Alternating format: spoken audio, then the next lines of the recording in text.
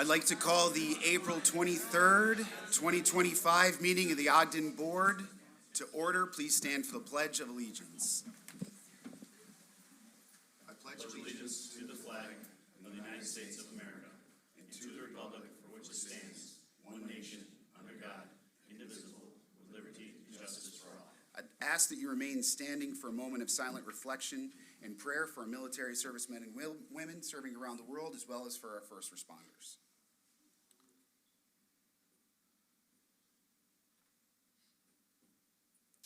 Thank you.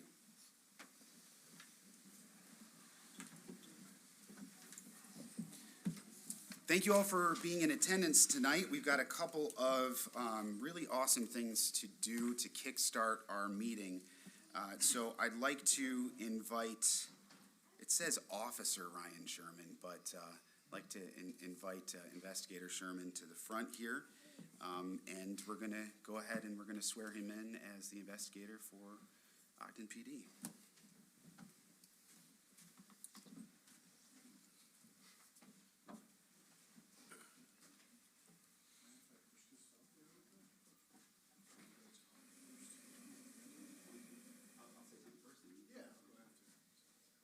So before we do this, I just want to recognize that part of the reason that we're here is because there was a vacancy left by Investigator Tigert, who happens to be in our presence now, Chief Tigert of the Avon Police Department. So welcome back, Chief.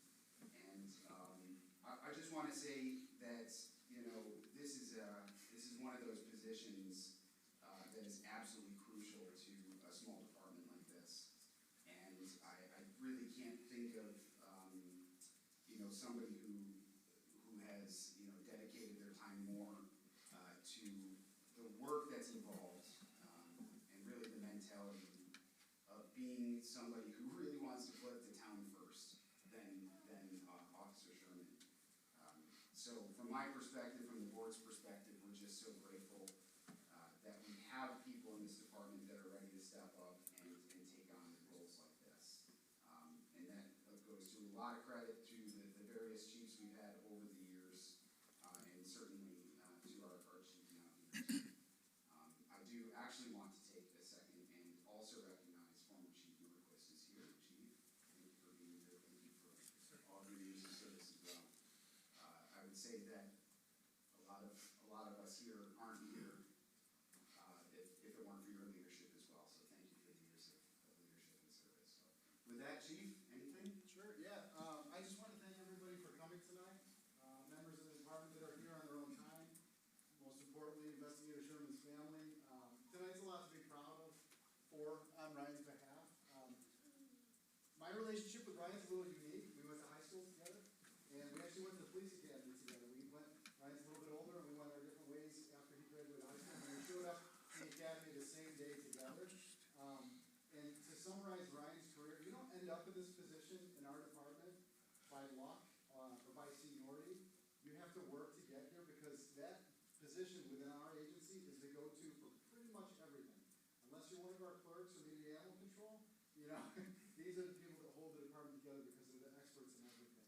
And Chief Tigert's here. He left us, a little over a month ago, and Ryan has already assumed this role, and it's been seamless. We're all pretty nervous. Rob left big shoes to fill, and Ryan's filling them up at an incredible rate. So I can't thank Ryan enough. I'm excited to see where the future takes him here, and I know that we're going to be in good hands with you in that office. So congratulations. I don't know, do you want to have your family come up and hold the Bible? That's all I have. So.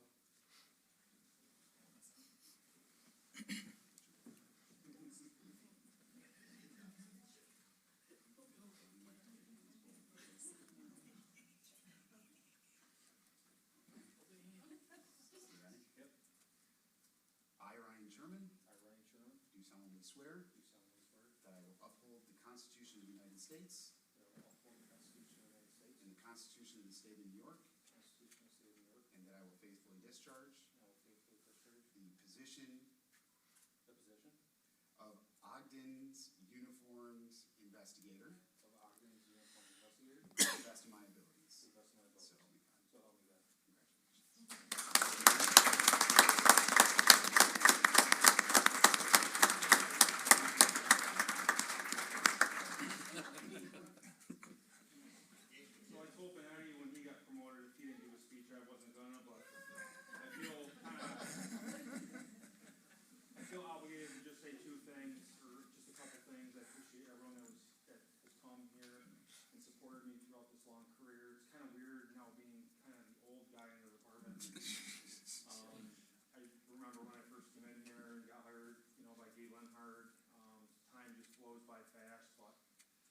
definitely a break, much needed from the road. I'm definitely looking forward to switching gears, focusing on more important major cases, and just using my talent in a different way. So I'm just looking forward to this opportunity. Congratulations. Want to take a look? Yeah. Do you want to, the board wants to come join us?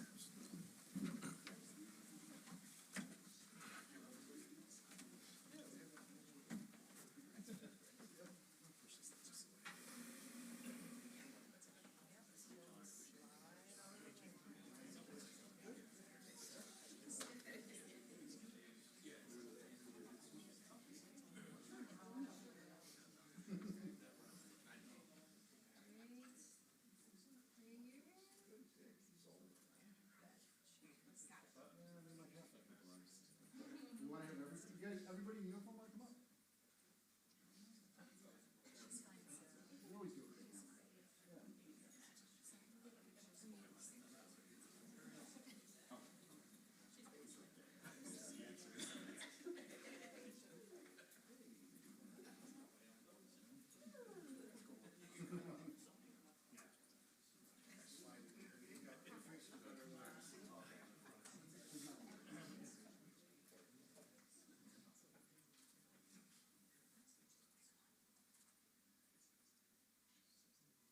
Got it.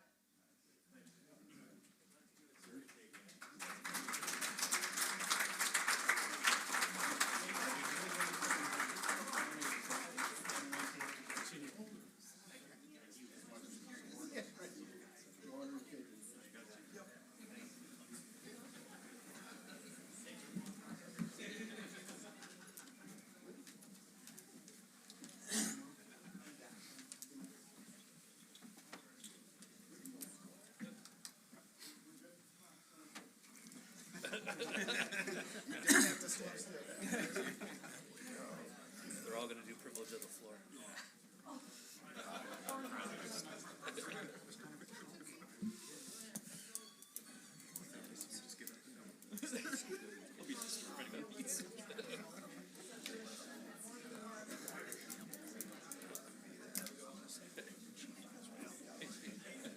How are you? See you, Chief. Do I get to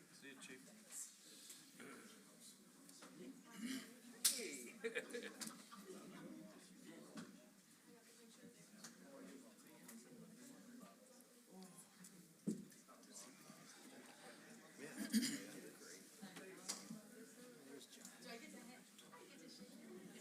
It's John there. I'm so bored.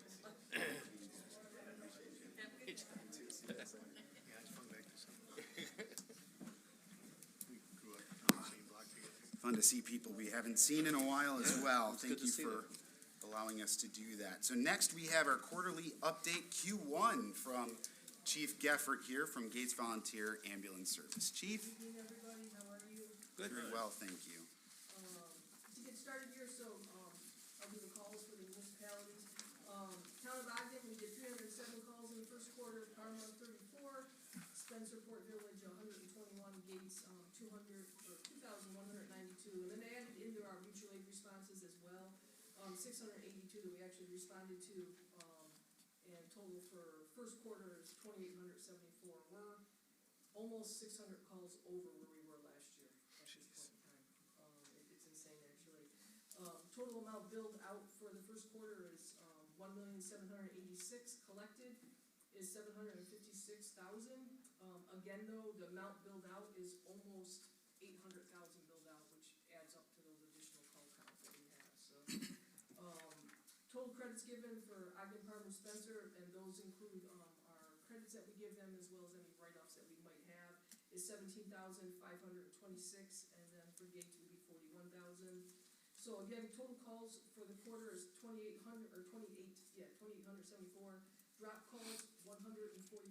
This includes any calls of mutual aid that we turn down. So if we get asked to go someplace and we don't go, that also includes those calls as well as a drop call for us. Call coverage comes in at 95%. So we're still where we need to be for New York State and Department of Health. Mutual aid requests 682, mutual aid responses 386, and then return 296. Our standbys, we did just one so far, Deeds, Child Color Guard that we were at, and then CPR classes continue to increase. Icon Palmer and Spencerport, we did 6 classes with 74 people, and then Gates, we did 147 people and 17 classes. Some new things around, the base, we installed a new phone system. We've been waiting on it. It actually brings us into the new century, compared to what we were using, so we can actually talk to all 3 locations without having to run and actually use personal phones to try and find people, so it's kinda nice. With that though, we had to increase our speed, our internet speed had to increase or it wouldn't, support that system, as well as we will be upgrading our camera system in the next month and a half as well. So in order to do that, we did have to get a hold of Spectrum and increase our internet speed just to maintain that.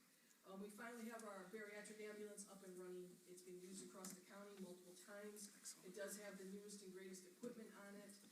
We have lifting devices, we have an automatic stair chair, everything just designed for, those larger patients that are just difficult to deal with.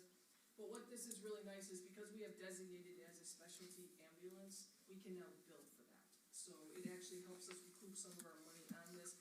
And to remind everybody, that was an entirely grant-funded project right there.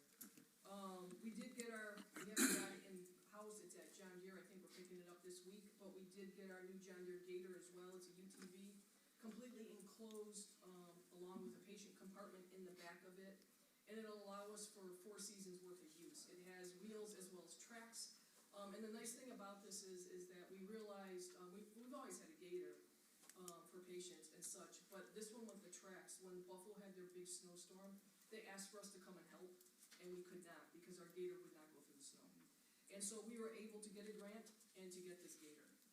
And with that Gator, we included a, enclosed, trailer, and we turned that trailer into our rehab unit, so it's got lighting on the inside, it's generator operated, we can get, so when we go to house fires and stuff, we can get the firemen inside, out of the weather, and do rehab on them in an environment that will support them. So, all told, again, all of that was grant funded as well, and, we're hoping, well, you should be seeing it out there, hopefully in the community fairly soon at all of the standbys too. And then after, this is exciting, after 5 years, we finally received some funding from FEMA, from COVID. It's insane actually, but we finally got it. They took, we asked for initial losses of like 170,000, and knocked it down to 50,000, but I take it, I'm happy, and we're gonna get a new digital sign out front that our in-house electrician just can't keep together anymore. So, again, we'll get a new sign out front, so that'll be fun for that. And then on to the financials, let's see here. Tax district funding, obviously, that's everything that we got from all of the towns. Third-party billing, 760,000, off from my number by about 5,000, but money probably flowed in. So we're right on target for that, and actually we're above for income levels. United Way, interest income is kind of where it's supposed to be. Oh, actually, that's elevated. That I couldn't answer. I'm not really sure why we have more interest than we typically would get. I would have to guess that we took interest in on one of our money market accounts is my guess on that we had. Donations are up, but again, we get those sporadically. Someone dies, leaves us some money in the state and stuff like that, and that's kind of how that money comes in. Memorials the same way. Training and vending is right on target for what we do, and that training and vending income is money we get from recertifications. So we currently manage all the recertifications for not only our department, Gates Fire Department, Rockport Fire Department, and County Fire Department as well, the Airport Fire Department, and we're now doing St. Paul Fire Department. So that is all additional funding that we get into our training department for doing all of this. And then the uncategorized income, I did ask my accountant about that again. I'm like, what is this again? So they asked me, that's just additional money we get from grants and stuff like that, that there's just no other place to put it in the income levels. And then for expenses, everything kind of looked online, pretty much in line. The one crazy one on here was the vehicle expense. If you go down to vehicle maintenance, which is 5,002 down towards the bottom, we're like at 50%. We had a catastrophic failure of one of our ambulances, which we had to do repairs on because the new ambulance was not due to come in until September. So it required massive repairs to it to include all of the transmission as well as, everything. So unfortunately, we couldn't go down to 6 trucks, we had to maintain 7, and that is a large portion of it. That money right there is probably $16,000 to $17,000 But other than that, everything is in line. Any questions on the financials from anybody? Just on that vehicle maintenance, does that put you in jeopardy for the rest of the year? No, so we'll just, we have some, and we have, money in some of our reserves accounts that we'll just pull over. Okay. So, yeah, that won't be, we definitely were hoping, because all of our vehicles now are on a 5-year replacement plan, so this one is the 5-year. We were supposed to get this truck in April, and if we had got it when we were supposed to, we would have taken it out of service. Mhm. But unfortunately, when they pushed it to September, there was nothing we could do. We had to do the repairs on it, so. Payroll's right where it needs to be. I don't think there was anything else that was out of the ordinary on here. Let me see here real quick. What's the volunteer incentive program? That's our, program for our volunteers where, on top of their service award, so we do a service award for our volunteers every year, where if they make their hours and everything, they get X amount of dollars into a deferred account for when they reach retirement age. But the volunteer incentive program is, another way we try to reward our volunteers is for every hour that they work in a road position, to include base attendant, where they're answering phones and doors, they get 1 point, which equates to $1. When they get in increments of 50, we just give them gift cards, up to a total of $600 or $599 by law, so that we don't have to give them a 1099. So they're actually putting in some hours, because I was noticing that number is up, which is good. That means our volunteers are actually showing up and doing some time, so that's good to see, so. Okay, thank you. I've got 3 things. None of them are questions.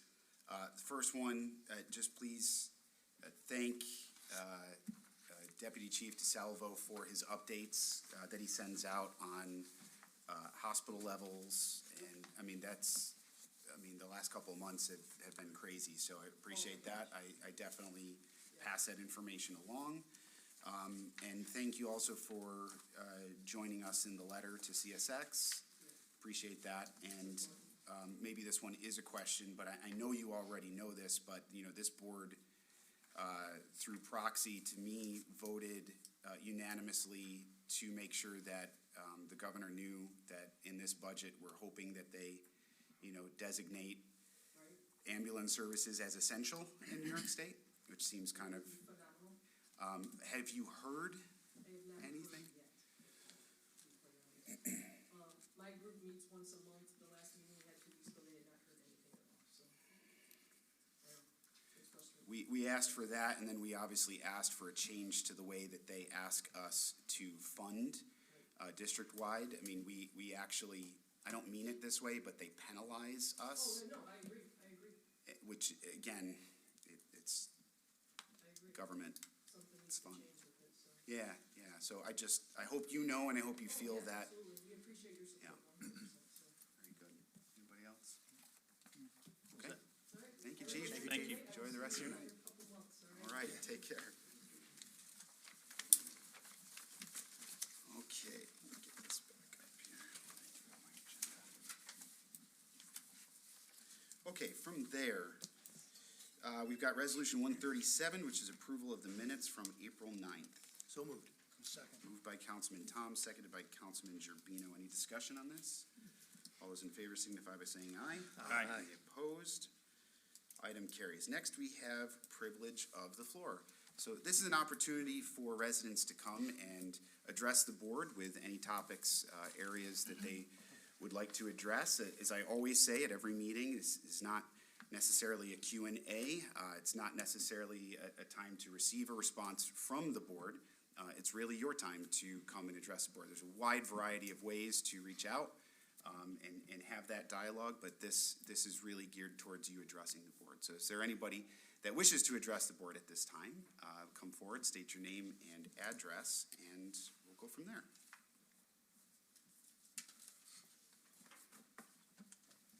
Jamie Erskine Pettit, 26 Golden Pond Trail. I will say, when I attended the March 26th meeting, I was taken back by some comments that were made. It started with Mr. Zdal stating, referring to the school taxes, the school is increasing again, some millions of dollars on top of millions of dollars year and millions the year before.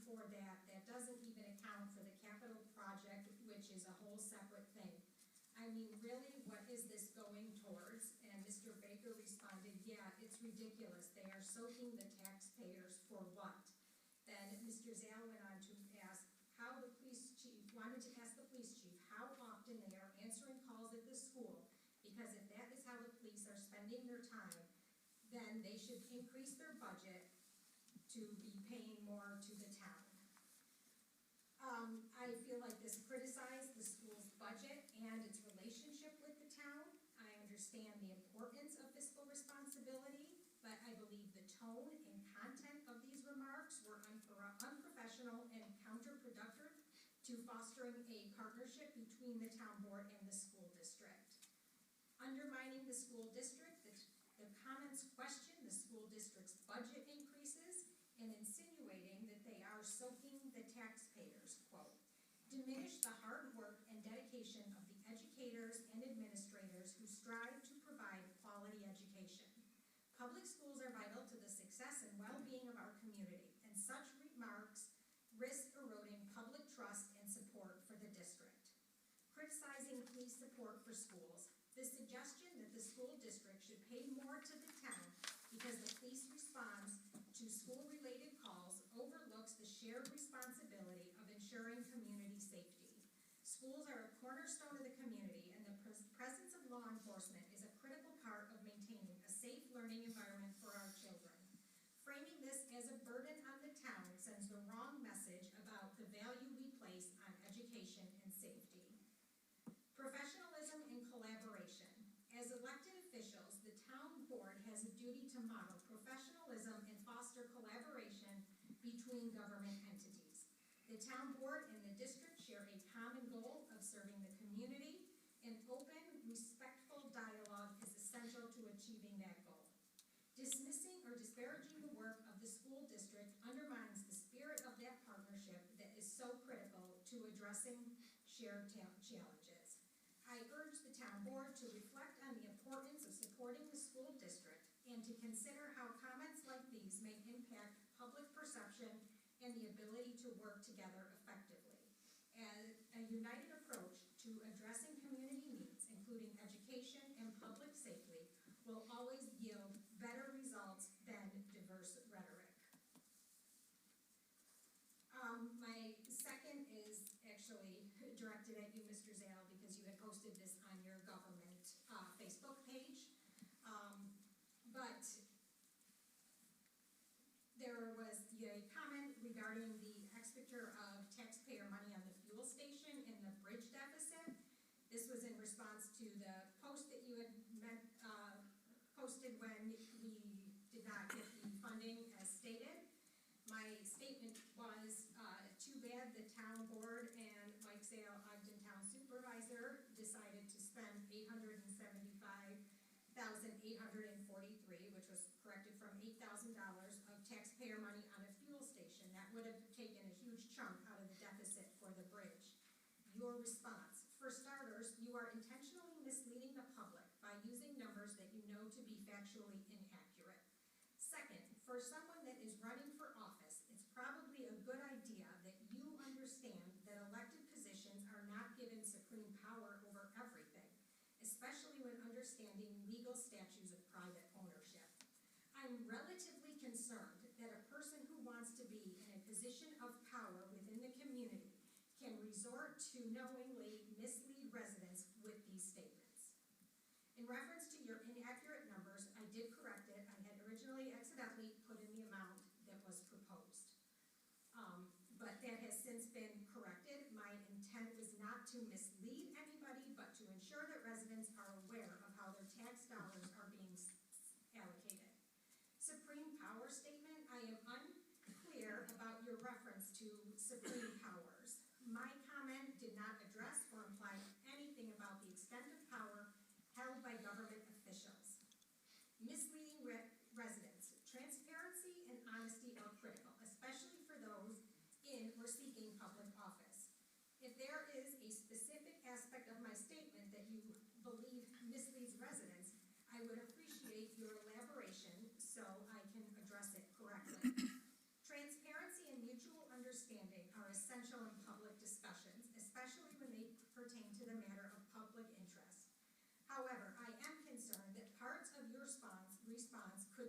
considered defamatory.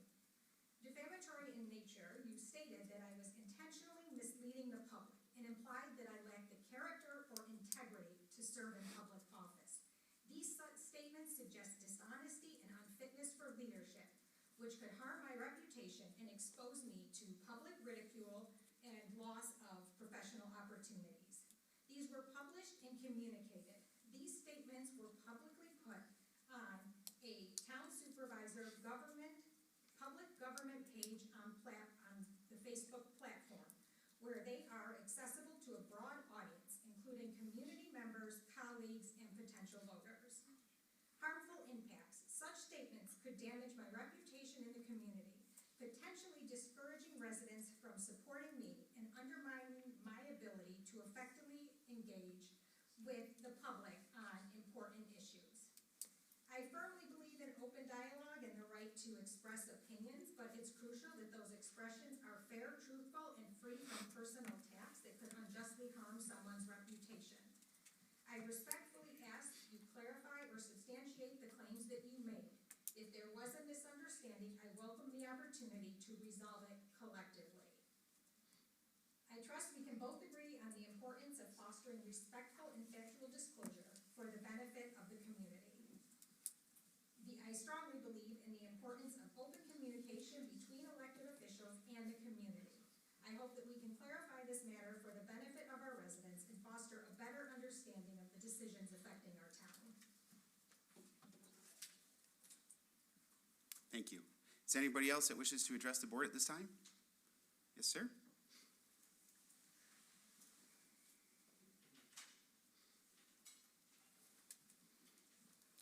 Name and address, please. I live at 751 English Road. Unfortunately, Seems like not in this town, sir. I have a comment. This is Bill Marr, he's the president of the Superintendent's Association. Bill lives in East Rochester. Welcome, gentlemen. The other side of the town. Yeah, he's in the rich side, I'm in the low income. Anyways, I'd just like to say, thank you very much. We're here in regards to the equipment show that you guys have put on the last few years for us. It's been immensely, very popular. If it weren't for the town of Ogden, we'd be pretty much, not that we're a business, we'd be out of business, because what we do with our money is we give back to the community, we do other things like training for the other superintendents. This is village superintendents. Scholarships. About 4 years ago, 3-4 years ago, we almost had to stop our equipment show after COVID, and people weren't taking venues. We approached you guys were nice enough to let us use your building, and it's been so awesome. The vendors want to keep coming back here, and we just want to personally thank you guys for giving us the opportunity to come here. I know some of the board members show up to our show. Thank you, Doug, Todd, for helping us out. We get about 700 plus people through the door. Last year I think it was a little bit more. But again, I was president of the Superintendent's Association for over 10 years, and I wish I had it this easy when it comes to equipment shows, because we used to go to the tech park, and at the tech park, we could set up a date, and a month later, they can, a month before the equipment show, they could say, well, we got it rented out, you can't have it anymore. It's nice to work with you guys. You guys welcome us, and also the public loves it. A lot of the stuff that we do for the equipment show, like the sign that we put out there, it's all donated because the vendors love coming here. And it's open to the public. We have door prizes for everybody. And we just, again, we don't know how to thank you guys enough. Also for the donuts that one of your board members brings for us. As you can tell, we've had a couple of them. Thank you very much. Again, I just thought it was really important to come. You hear a lot of good stuff, you hear a lot of bad stuff, but it's nice to hear good stuff when you guys are doing a great job. I appreciate you guys coming and checking on us, see how things are. Mike, you've been there, obviously. We do appreciate appreciate your support, and the board, of course, Doug, Todd. It's just a great thing, and I just wanted to come and say thank you, and I don't know if Bill, No, thank you, yes. so, Appreciate it. and Wouldn't happen without you. yes, we would not be here. Honor Flight's also another thing that we support there. They only sold like 300 tickets, so what we do is we give them, I think it's around $1,500, so they got $300 worth of tickets. We supply 2 TVs for the raffles. We let them raffle them off, and then we just give them the rest of the money, so that gives enough money to send 3 veterans to Washington. So they've been with us for years, and this equipment show has been going on for over 30 years. And some of the people with me tonight, Nick has been there from almost the start. As you can tell, he's a lot older than me. But just so you guys know, all the retirees, all the other villages are still involved. If you walk into our show, you'll see people from all the villages, all the retired superintendents. There's been a couple superintendents, and it's just a great thing. And even when we have our meetings, we have sometimes more retirees than we do have active superintendents, because we know as village superintendents we are a lot more important than the town superintendents, but we appreciate you guys. So, I take that back because Doug's I gotta work with Doug next year. Shut up. I can't speak. Yeah. But thank you again. If you guys have any questions for us, or you guys want anything different, if there's something you'd like us to support, obviously we do give you guys a donation of $10,000. I don't know, I think you bought your last truck with that. I'm not sure exactly what it might have went for, but we do donate the $10,000 to you guys, and I'll tell you what, it's very appreciative, again, what you do for us. Thank you. Thank you guys so Thank you. much. Thanks for coming. Okay. Appreciate it.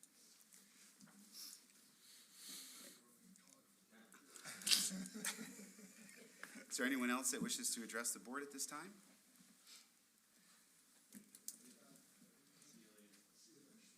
Good evening, Linda Borough, 110 Higginson Road, CSX Bridge stuff. When will we know if Schumer or whoever puts the money into the next budget? And do we know, was it just neglect? Did he just forget us, or do we know anything about that? And just a quick reminder, just You don't if have there to are, answer. yeah, right, because No, it I might get be during reports. If anyone wants to provide it, they can do that during Okay, so I'm reports. just wondering, how do we follow up to make sure it gets into the budget this year? And then we talked last time about paying money for the easement to the CSX bridge. And my off-the-cuff remark after the meeting to Mike was, what if we don't pay that?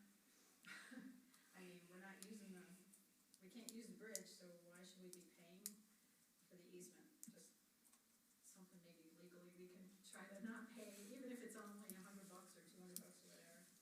And the third thing was, we talked about $8 million being kind of the estimate for that bridge.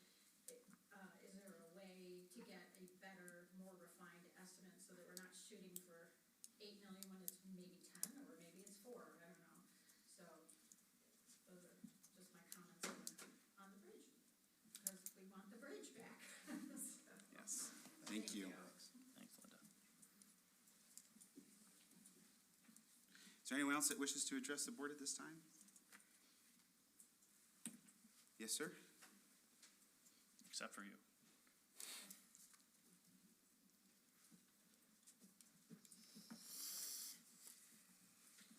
Hi, Gary Anzana, 286 Glen Road. Lived there for 44 years, so talked to quite a few of my neighbors about the bridge, and the overwhelming majority of them are fine with it being out, which has been out, as you know, over the years, numerous times. Traffic's subsided quite a bit. I did go over on the other side for the people that are kind of stuck. They've got to go over the canal bridge. There's 3 houses there. And two of the people I know fairly well, and I spoke to them, and, surprising to me, they're fine with it. It's very quiet, they're kind of hermits over there. So I guess the main issue would be if it's a safety concern, and if so, certainly seems like it'd be more, greater concern to the county and the state to protect us.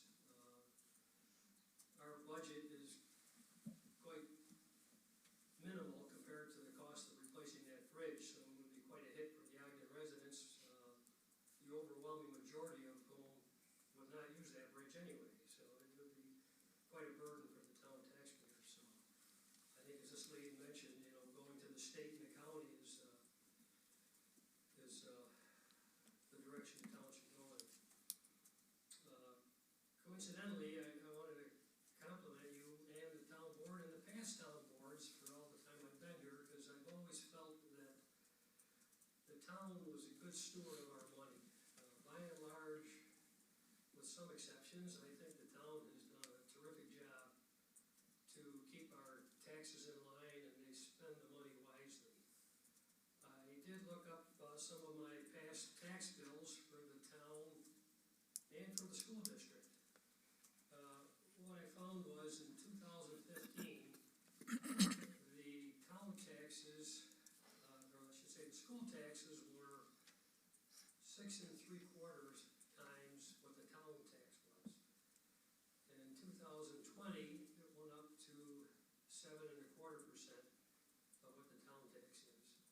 And now it's 7 1/4 times what the town tax is, and now it's 7 1/2 times. I did take out the police department, and just took it at the base town tax rate, because I know the police department is somewhere around 40% of our budget, and, we're privileged to have them, but it wouldn't really be fair to compare that, so it would be interesting if the school board people would come to the town board budget meetings to see how they could maybe approach things and spend our money a little wiser at the school district level, and try to keep their tax rates and their increases more in line with what the town is doing. So thank you again for your help. Take care. Thank you, sir. Thank you. Anyone else that wishes to address the board at this time? Okay, if not, I will go ahead and close privilege of the floor. There is no reports and remittances or audits for this meeting. There are two correspondences there. One as it relates to us actually preemptively being approved for the pro-housing community designation, and the other for a training that our finance director attended. So from there, we'll move to reports from town officers. I'll actually start by responding to a couple of the things from privilege of the floor, because I do want to have a dialogue and be able to address some of these things. So just as a matter of stating facts and numbers out loud, the police budget is 21% of the town budget. It is closer to 40% of just the general fund. What's really tough is that we have part town, full town, A fund, B fund, DB fund. So I think that's where that gets a little bit confused. CSX, I don't know what happened. I do know that, again, I have really made an entire career, oddly, of not being political in these responses. So please understand that I do not mean this politically, but I can't tell you why in September the Senate did not fund the $2.5 million. Senator Schumer, as you know, came here in support of it and was the majority leader. I think the party associated with the majority had every ability to fully fund and didn't. I can't tell you why, but I will tell you that these continuing resolutions do not fully supply an entire budget.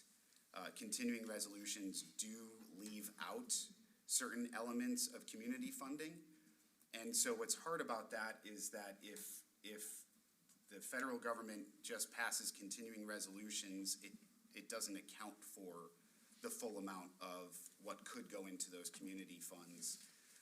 But what I do know is that unfortunately, it basically disallows us from the largest grant funding resource that we have for an entire year. We do not have, Congressman Morelli did not even open up the portal this year for us to apply for new grants. Instead, he's reapplying for the same grants that were already approved in the previous year. I understand that. When I called him, and again, this is why I don't do overtly political things, he answers the phone.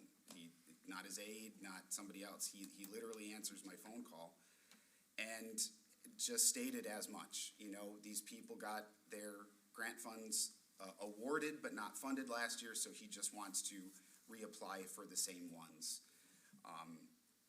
It's unfortunate for our mission and what we want to do here in the town. But if we can go ahead and get the bridge approved finally, we will find out in the next week or so if Albany's budget is approved, because there's another $2+ million that I've worked with Mayor Evans and Executive Bello on making sure that one of the bridges that they were requesting funding for was the Gillette Road Bridge. So yeah, one of the very rogue ideas that we had, and this kind of gets to another comment that was made. One of the rogue ideas that I'll say I had, because it is true, was why don't we just bond the total cost and accept CSX's offer of $3 million and go from there. And whenever I have these crazy ideas, I certainly contact our attorney, because that's the right thing to do. And this is where it sort of gets into a response. You know, we cannot gift money to a privately owned business. We just can't. So even if we were to take out a bond and pay for it, it'd actually be illegal. So it being also part of a county road, the county does have to take the lead. And if we talk about litigation with CSX, it would come from the county, not from us. We would join, but it would be from that. So unfortunately, I think these things get awarded sometime in July, and then in September is when they're supposed to be funded. I guess we just have to hope that the federal government passes a real budget that could allow for that funding. But we haven't had a real budget. Even last year, I think there was 4 different continuing resolutions that were passed. We haven't had a real federal budget in at least a year, at least a full year. So that's unfortunately my response. The $8.3 million estimate is from the county. I do probably believe it's inflated, but that's their estimated cost, and I think they're doing that because they're not exactly sure. And I don't know how to get a better one from that. The easement payment, that'll probably be an attorney question whether that's a good idea. I can have one comment on that, if you'd like. Please. Just a comment on the easement payment, because one interesting aspect of that is at no point do you want, nor should CSX take the position that they don't have any responsibility.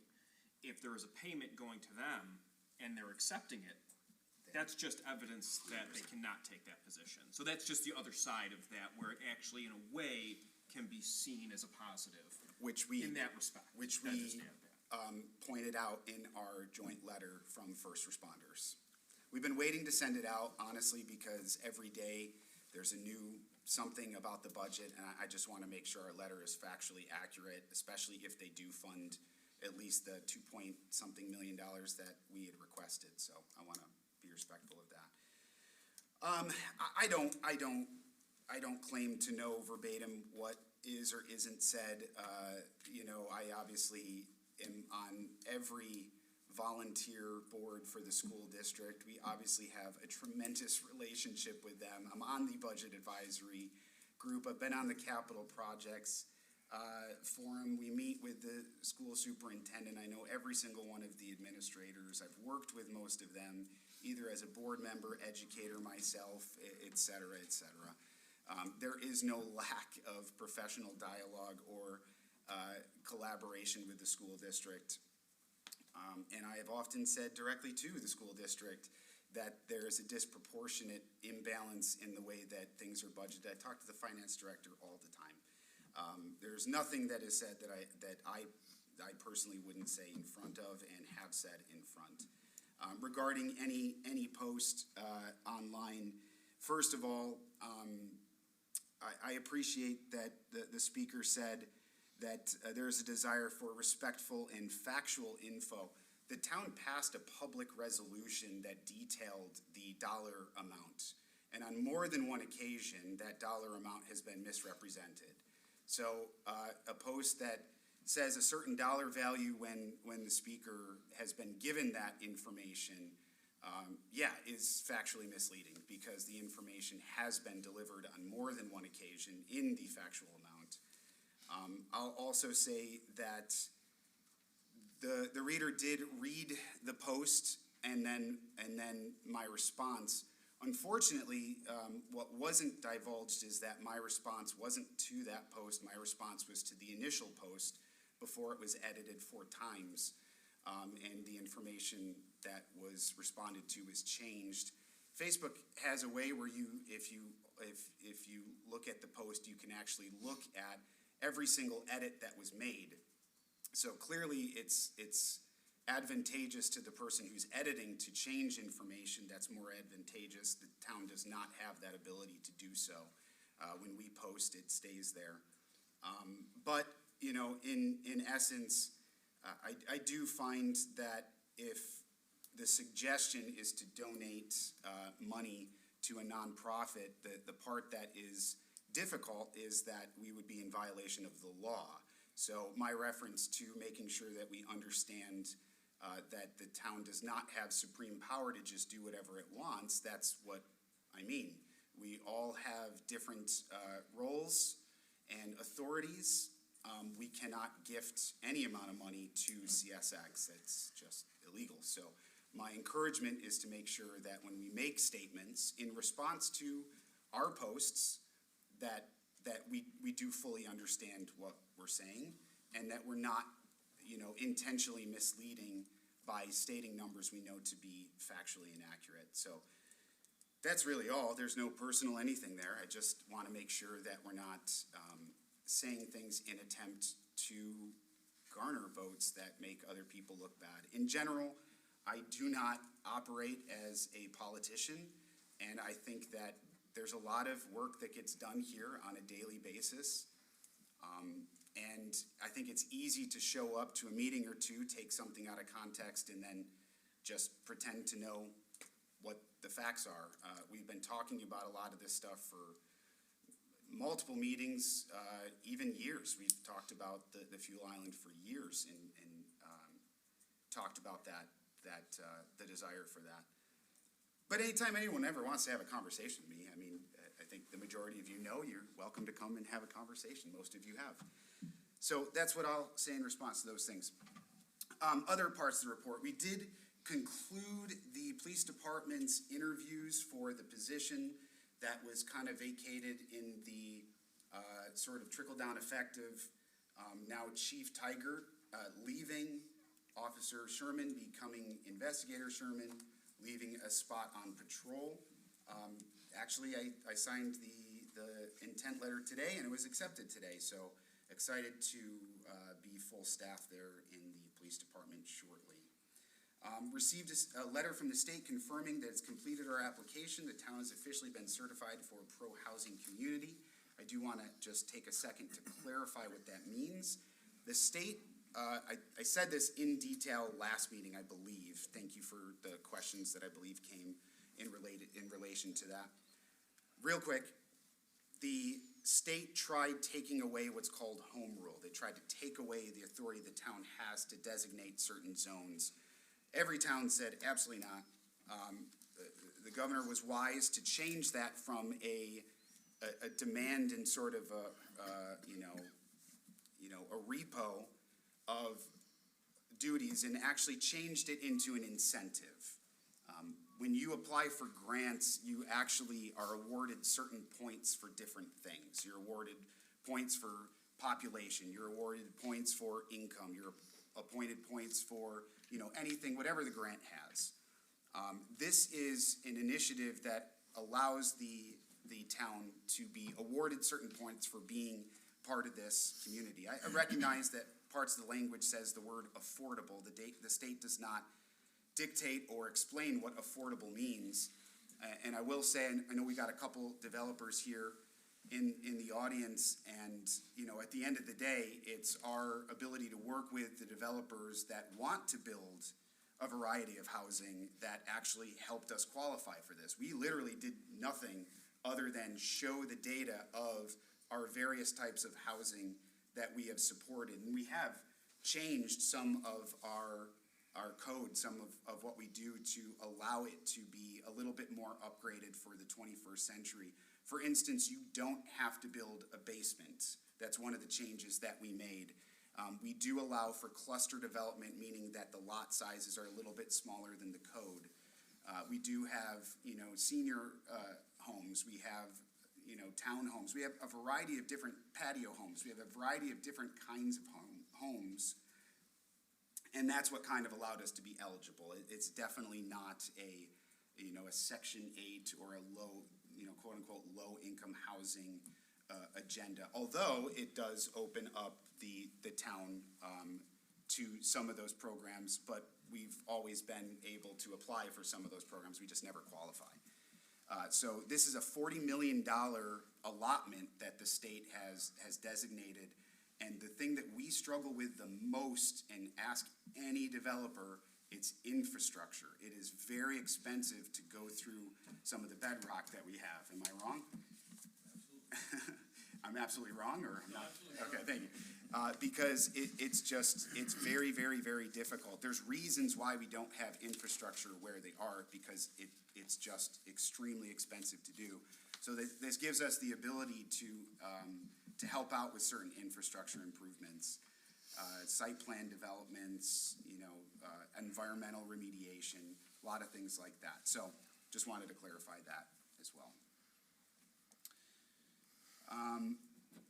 Two audits that took place. We actually don't have to do an annual financial audit, but we do. And we received that back, and we're inviting the auditor to come and speak to us. But again, for every year that we've been here, we've received top ratings. Not a single item that they think is out of whack. In fact, I kind of ask, you don't have any suggestions or recommendations, and they did not. They gave us a completely clean bill. And so obviously kudos have to go to our finance team, also, Steve for doing the audits, and the rest of you for making sure that you keep all things above board. We have a second audit that we're preparing for, and that's for our stormwater management system. This is going to be a pretty big endeavor. We haven't had this audit in a long time. We met today to go through it. And honestly, I could probably go into detail about what that means and what that is. I have to only just take a second and absolutely sing the praises of Nicole Dadson in the highway department. It is incredible the amount of knowledge she has.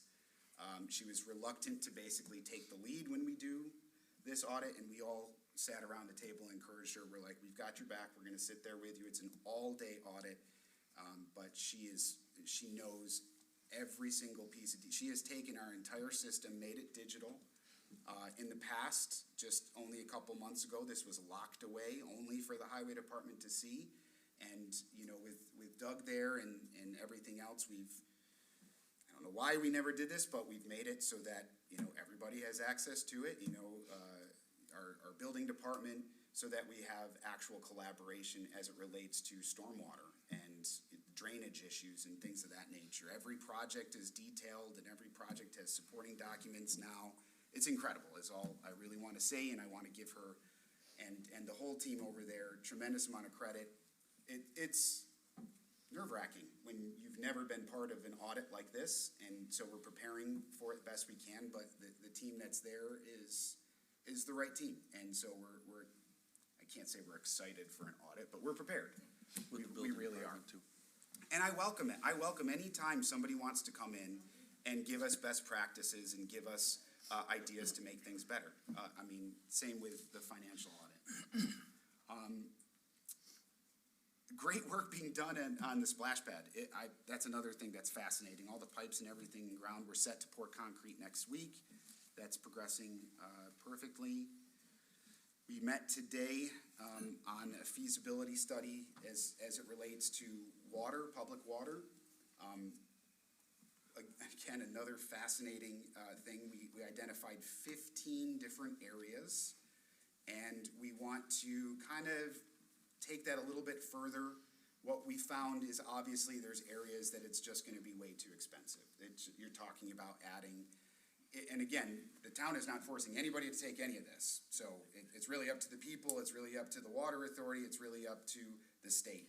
The state comptroller's office says that their target is about $1,100 per year is what they're comfortable with. I mean, some of these are $3,000 a year. I mean, it's expensive. It's really, really expensive. So we're trying to find the districts to tick and tie together in order to try and get it around $1,400, $1,500. And then it's up to, and that's per year, per unit.